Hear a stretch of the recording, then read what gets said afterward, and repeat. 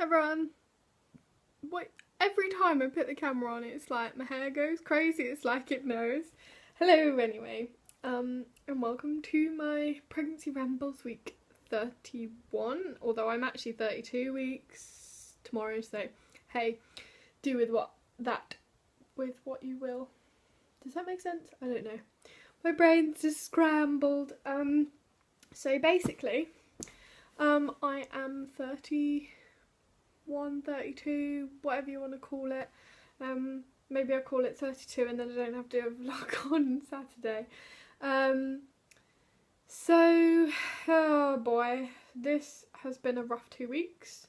So from 31 to 32 I would have said. So obviously I think I uploaded about my whooping cough jab, what happened. Yeah, I'm pretty sure I did. So after that, that was great, it was fine. Recovered fine, you know, your body does amazing things and then it recovers. What happened in that next week was a difficult week. I originally filmed it and I was going to put it up on Saturday, but I then thought, do you know what, I don't want to put this up. So I wanted to refilm it because I do want to kind of keep up with it because I enjoy doing it and like I know people watch these, so to keep everybody updated about what on earth is going on. So obviously pregnancy is a little bit of oh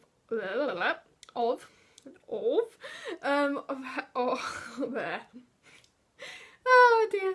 Right, it's a bit of a hormonal time and obviously, understandably, you're basically carrying two people's hormones in your body, which is, you know, pretty much why you start crying and stuff.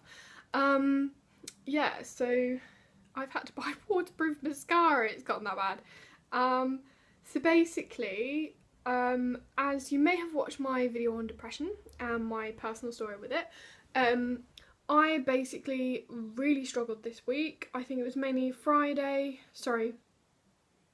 when I say this week, it was actually a week and a little bit ago. So it would have been the Friday the 16th of September and then the Tuesday following. So I did have a busy day on the Saturday, but I think I was a little bit overwhelmed, and obviously in pregnancy it's kind of an overwhelming feeling anyway. You're like, I'm going to be responsible for a life, but to be fair, I've been responsible for a life for the last, 8 months, and it's growing. You can see this little bit of a bump, already on the camera, and I'm not even, fully bumped up on here, so this is, you've got at least that much to my belly button, and then it, a bit more of a bump. But anyway, off track. So yeah, basically, on that Friday and that Tuesday, I just could not cope, if I'm honest. I was crying a lot, and I mean, it would be fine, I'd be fine for half an hour, and then I'd just start crying again. And a lot of my triggers, and this is in pregnancy and just generally, I think, because obviously I do have a bit of a bigger bump now, which is great because I'm so pleased that Jelly Bean is growing so well. But the problem is, it's just, I then find it really hard, and I think my brain goes, well, if you can't do this, how are you going to look after a baby? But I'm not going to be pregnant with this baby anyway, when this baby is out, logic Miriam.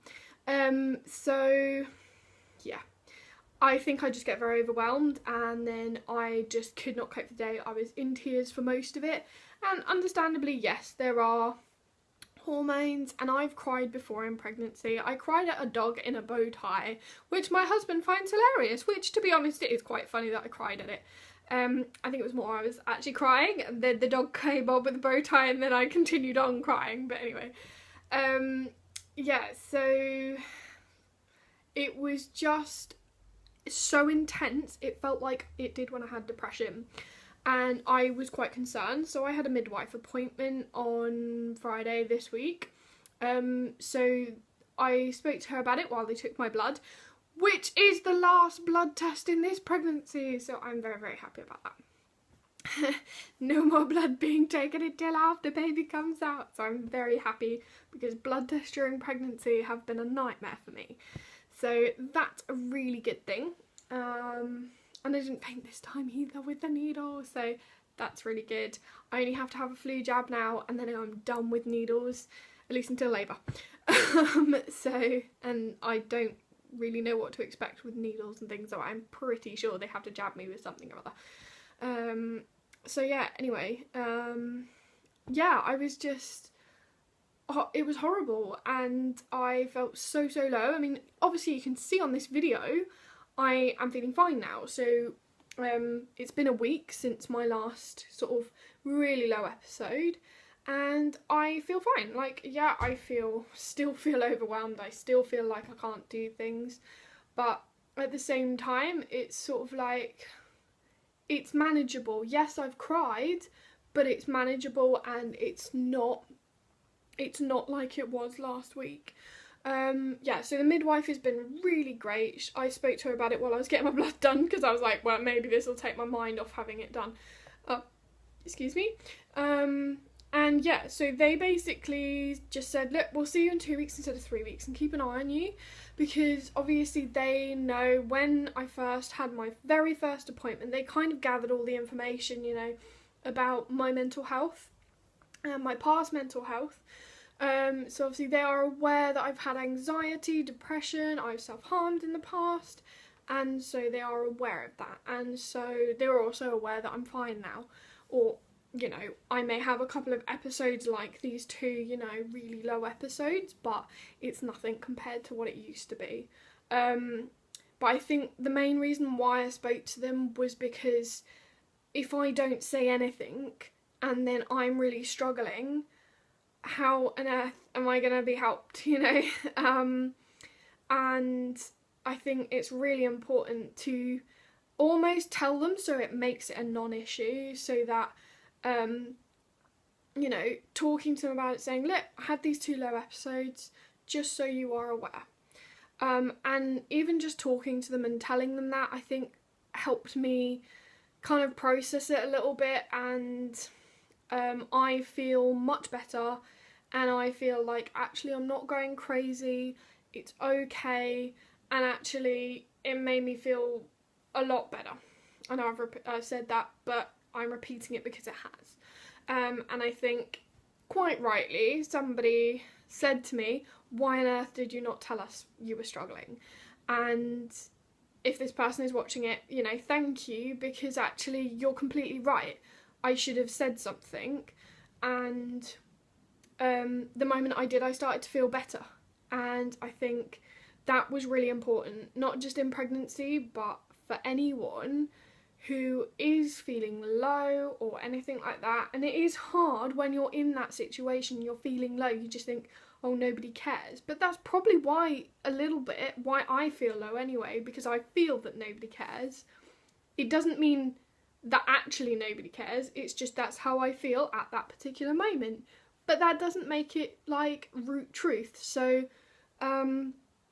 yeah, I'd really encourage, if you do feel low or anything like that, I don't know who watches these, so if you are pregnant and you are feeling low, I'd really encourage, like, you to talk to your midwife, because actually they didn't make a big deal out of it. They were just like, you know, we want to care for you, and that alone made me feel better.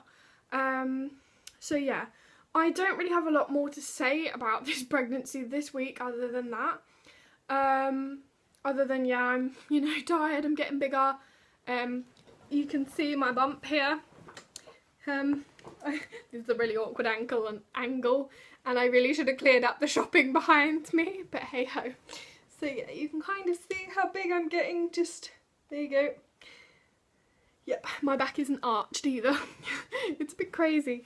So yeah, as of tomorrow I have 8 weeks to go, if Jellybean is on time. Obviously it could be 10 weeks max, or it could be, where are we? So it could be 5 weeks at the very least, because that would make me 37 weeks. Yeah, I'm hoping that's the right maths. But yeah, so that is me done. Thank you so much for watching, and I may or may not film one next week. I'm sorry that they're not dead on Saturdays again, but does anyone actually watch them on Saturdays? I don't know. But yeah, thanks for watching. Bye from me and Jellybean.